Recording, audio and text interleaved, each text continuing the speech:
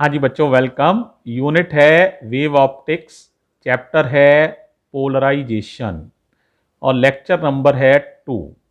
तो देखो बेटे, ये लेक्चर थोड़ा सा आपको ध्यान से सुनना है, इसमें काफ़ी इंपॉर्टेंट चीज़ें आएंगी, है ना। तो जरा ध्यान से सुनो। सबसे पहले कुछ डेफिनेशंस ले रहे हैं जो कि बहुत ही आसान है। देखो बेटे, एक वर्ड हम यूज करते हैं यहां पर, unpolarised light. Unpolarised light short में यूपीएल कह देते हैं, यूपीएल, अनपोलराइज्ड लाइट। तो जरा समझो, जो ऑर्डिनरी लाइट है ना, जिस लाइट को हम ऑर्डिनरी लाइट कहते हैं, एक्चुअली वही है unpolarised light.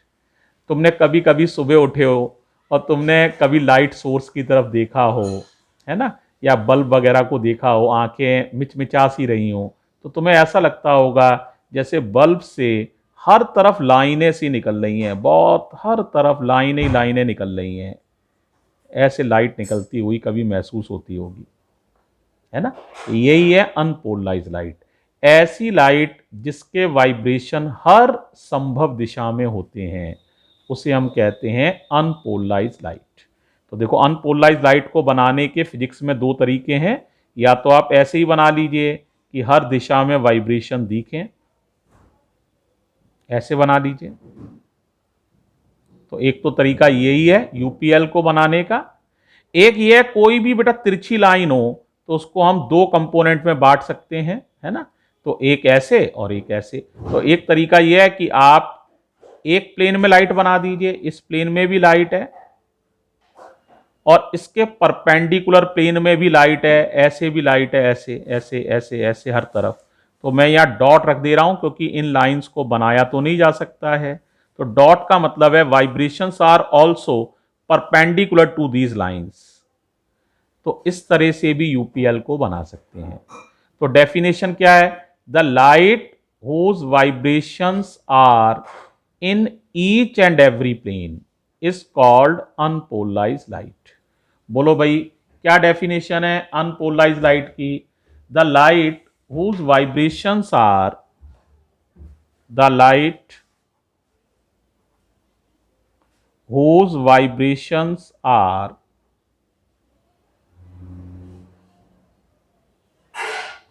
In each and every direction, हर दिशा में, देखने से ऐसा लगता है सोर्स से हर दिशा में लाइट निकल रही है। The light whose vibrations are in each and every direction is called UPL, is called unpolarized light. आसान सी डेफिनेशन है। अब बेटे, एक लाइट होती है, इसे हम कहते हैं plane polarized light. Plane polarized light short में कहते हैं पीपीएल, पीपीएल। ऐसी लाइट जिसके वाइब्रेशन एक ही प्लेन में हो, हर संभव प्लेन में ना होकर, है ना, प्लेन और उसके परपेंडिकुलर प्लेन में ना होकर एक ही प्लेन में हो, है ना। The light whose vibrations are restricted to a single plane. The light whose vibrations are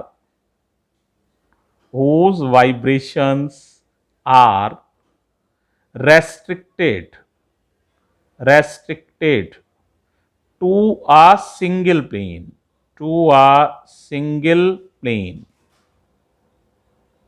is called PPL, is called plane polarized light. अब कोई कहे सर इसको कैसे बनाएंगे डायग्राम में? तो देखो, बड़ा आसान है। या तो वाइब्रेशन इस प्लेन में है, कॉपी वाले प्लेन में, तो कॉपी वाले प्लेन में है तो ऐसे बना दो। कॉपी पर आराम से वाइब्रेशन बनाए जा सकते हैं। ये पीपीएल बनी हुई है। बीच में डॉट मत रख देना, नहीं तो गलत हो जाएगा। या ओनली डॉट्स बना दो, इस तरह से डॉट बना दो। इसका मतलब जो वाइब्रेशंस हैं वो इस प्लेन के, कॉपी वाले प्लेन के परपेंडिकुलर हैं। इस तरह से वाइब्रेशंस हैं परपेंडिकुलर। तो ये भी पीपीएल बनी हुई है। तो इन दोनों में से आप किसी भी तरह पीपीएल को बना सकते हैं, राइट। एक वर्ड और यूज करते हैं, उसको समझो, है वो भी आसान सा ही। इसे कहते हैं plane of vibration. Plane of vibration. वो प्लेन जो प्लेन पोलराइज लाइट के वाइब्रेशंस को कंटेन करता है, उस प्लेन का नाम हो जाता है प्लेन ऑफ वाइब्रेशन।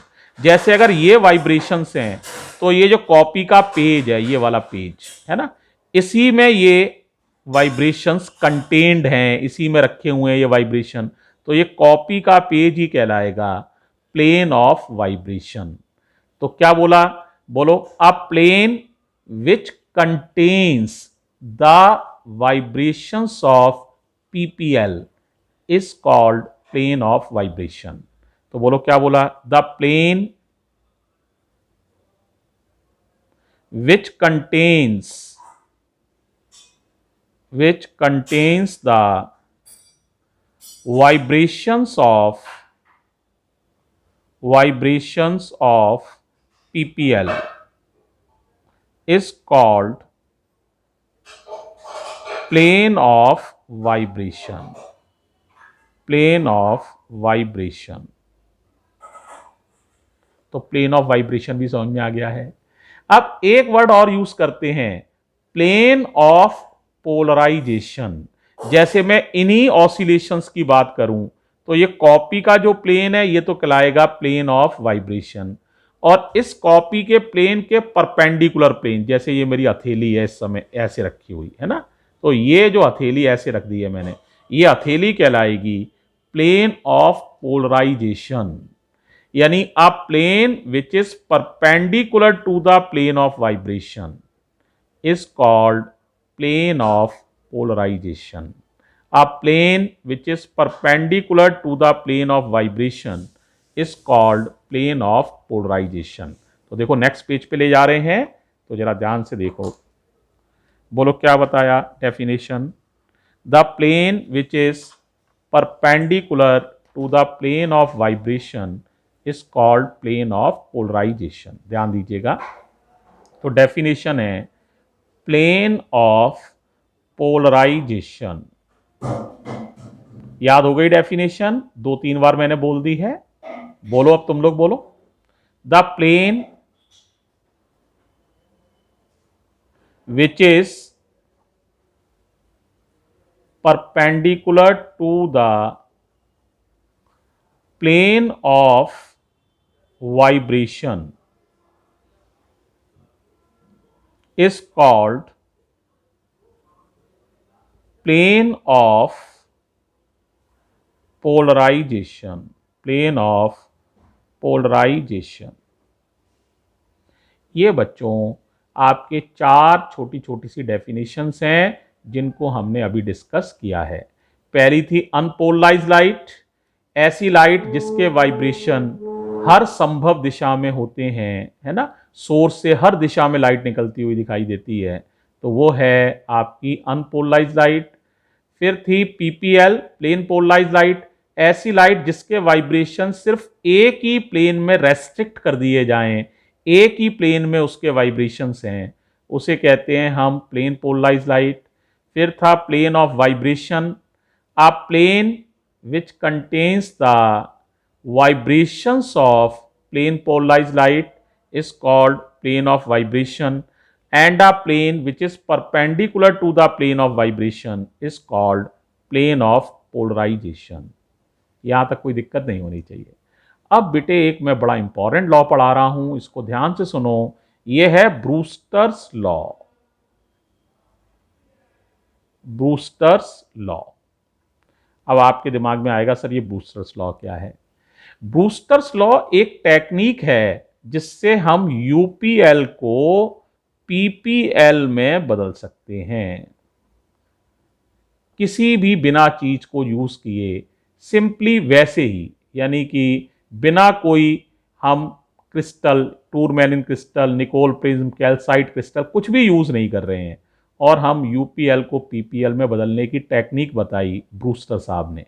वो टेक्निक क्या, उसे ध्यान से पहले सुनो, है ना, फिर रिजल्ट पर हम आएंगे। देखो टेक्निक उन्होंने ये बताई कि अगर हम क्या करें बच्चों, ये हमारी कोई बाउंड्री है, इधर एक मीडियम है, इधर दूसरा है, इधर मान लो एक रेयर मीडियम है, समझने के लिए मैंने मान लिया, इधर एक डेंसर मीडियम है, ठीक है। और ये मान लीजिए आपका ये मीडियम एयर है, ये मीडियम कुछ भी मान सकते हो, मान लो ग्लास है, और इसका रिफ्रैक्टिव इंडेक्स म्यू है। म्यू का मतलब है refractive index of glass with respect to air. Mu का नाम समझ में आ गया होगा। अब जो कहते ये हैं कि अगर हमने ये नॉर्मल है, अब हम यहां से एक लाइट डाल रहे हैं, ध्यान से देखना, ये लाइट कौन सी है, यूपीएल। अब यूपीएल कैसे दिखाएं, ये वाइब्रेशन देखो इसके, और ये बीच में डॉट जरूर रखनी है क्योंकि इसके परपेंडिकुलर दिशा में भी वाइब्रेशन है। इस एंगल का नाम हो गया एंगल ऑफ इंसिडेंस, ठीक है, क्लियर है। कौन सी लाइट है ये, यूपीएल, अनपोलराइज्ड लाइट है।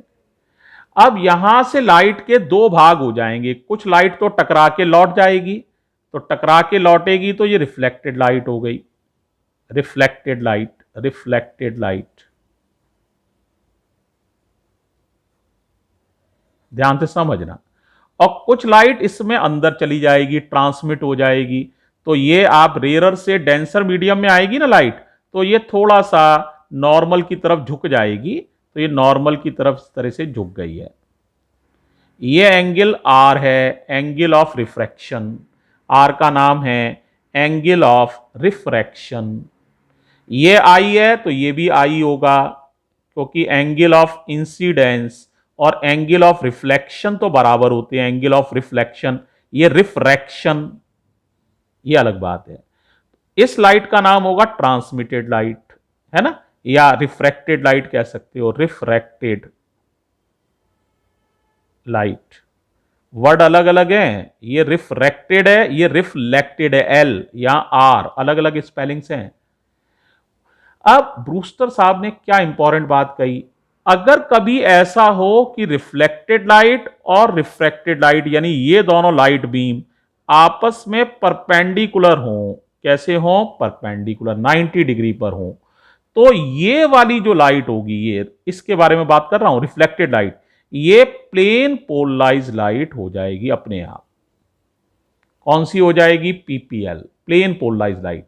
अब प्लेन पोलराइज लाइट होगी तो इसके वाइब्रेशन कहां होंगे, तो उन्होंने कहा इसके जो वाइब्रेशन होंगे वो ऐसे होंगे, इस प्लेन के परपेंडिकुलर ऐसे करके वाइब्रेशंस होंगे। ये बहुत ध्यान रखना है, पीपीएल होगी लेकिन उसके वाइब्रेशन जो होंगे वो जो मैंने दिखाया है उस तरह से होंगे। इतनी बात क्लियर हो गई तुम लोगों को। और ये वाली लाइट के लिए कुछ नहीं कहा है, ये अभी भी यूपीएल टाइप की होगी, और इसमें ये बिंदिया भी रख दो। लेकिन रिफ्लेक्टेड लाइट पूरी तरह से प्लेन पोलराइज लाइट हो जाती है, ये वाली।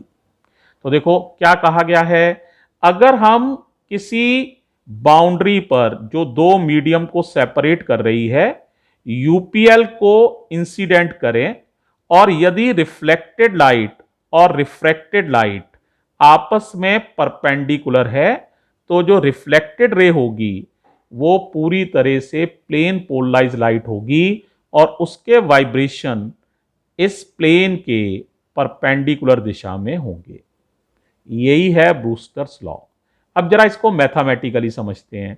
देखो बेटा, ये स्ट्रेट लाइन 180 डिग्री की होती है, ये 90 है, तो आप लिखोगे आई प्लस 90 और प्लस आर, ये पूरा एंगल टोटल यहां से यहां तक कितने का होगा, 180 डिग्री का, यही होगा 180 डिग्री। तो क्या लिखोगे बताओ जरा, मैथमेटिकली सोचो। आप लिखेंगे आई प्लस 90 प्लस आर बराबर 180, 90 इधर आके सब्ट्रैक्ट हो जाएगा, तो आई प्लस आर बराबर 90 डिग्री आ जाएगा। तो आर की वैल्यू आसानी से समझ सकते हो, 90 माइनस आई हो जाती है, राइट, क्लियर है। अब बेटे एक बड़ी इंपॉर्टेंट बात, ऐसी स्थिति में एंगल ऑफ इंसिडेंस को पी कहते हैं, उसे एंगल ऑफ पोलराइजेशन कहना शुरू कर देते हैं। क्या कहना शुरू कर देते हैं? Angle of polarization. ठीक है, आई को ही पी बोलने लग जाते हैं, एंगल ऑफ इंसिडेंस की जगह अच्छा वर्ड है एंगल ऑफ पोलराइजेशन। तो कई लोग यहां लिख सकते हैं आर बराबर 90 माइनस पी, ये लिखना भी वैलिड है, एक ही बात है। अब बेटा आपको स्नेल्स लॉ मालूम ही है। स्नेल्स लॉ होता है, ध्यान से सुनना, म्यू बराबर sine i upon sine r, यही स्नेल्स लॉ है। म्यू बराबर sine i upon sine r. तो साइन आई माने साइन पी, आई की जगह तो पी लिखना है, अभी बताया है, और आर की जगह लिखना है 90 माइनस पी। तो साइन आर की जगह 90 minus P, sine 90 minus P हो जाएगा कॉस पी, तो sine P upon cos P, और sine P upon cos P tan P. तो म्यू बराबर टेन पी, यानी रिफ्रैक्टिव इंडेक्स बराबर tangent of angle of polarisation, angle of polarisation.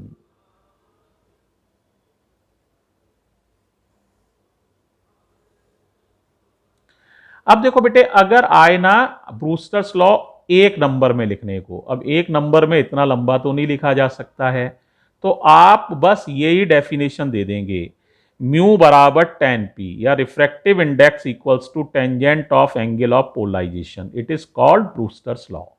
एक नंबर में यदि आए तो इतना लिखना ही सफिशिएंट है। और अगर एक से ज्यादा नंबर में आए, दोनों तरह से आ जाता है, तो फिर आप यही लिखेंगे जो मैंने अभी समझाया था। क्या लिखोगे बताओ, बोलो, देखो बोलो। इफ यूपीएल जो है is incident on the boundary which is separating two mediums and reflected light is perpendicular to each other, then reflected light is totally plane polarized light. It is called Brewster's law. ठीक है, तो इसको भी लिख देता हूं मैं, बोलो, याद रहेगा, बोलो। If unpolarized light is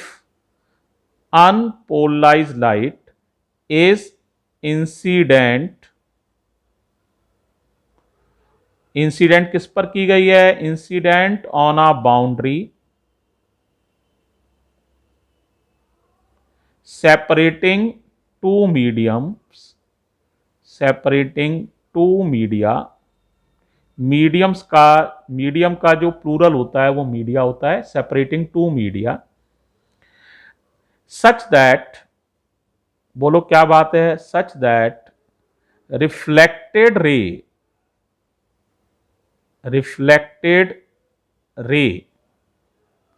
and refracted ray are perpendicular to each other, then reflected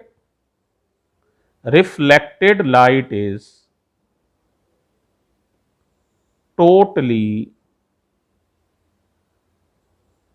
plane polarized light. और इसके वाइब्रेशन क्या होंगे? And it contains the vibrations perpendicular to the plane, to the plane. तो या तो यही रूल लिख लीजिए, ये है, ये पूरा डिटेल हो गया ब्रूस्टर्स लॉ का, और या फिर ये लिख सकते हैं refractive index equals to tangent of angle of polarisation. Angle of polarization किसका नाम है? जब ये घटना होती है, ध्यान से समझ लो, कंफ्यूज नहीं होना, ध्यान से समझो, जब ये यूपीएल से पीपीएल वाली घटना होती है, यूपीएल डालें और बदले में रिफ्लेक्टेड लाइट पीपीएल हो जाए, तो उस समय जो एंगल ऑफ इंसिडेंस होता है उसी का नाम एंगल ऑफ पोलराइजेशन हो जाता है। ठीक है, तो जब ये घटना होती है कि यूपीएल से पीपीएल मिलती है, तो उस एंगल ऑफ इंसिडेंस को ही एंगल ऑफ पोलराइजेशन भी कहते हैं। तो ये एक इंपॉर्टेंट बात है बेटा, इसे ध्यान रखना है। मुझे उम्मीद है ये वाली वीडियो काफ़ी आसान है और आपको समझ में आ गई होगी। तो ब्रूस्टर्स लॉ क्लियर हो गया है सबको? ठीक बच्चों, ये वीडियो यहीं बंद कर रहे हैं और एक वीडियो और हम आपको बना के भेजेंगे इसमें। थैंक यू बच्चों।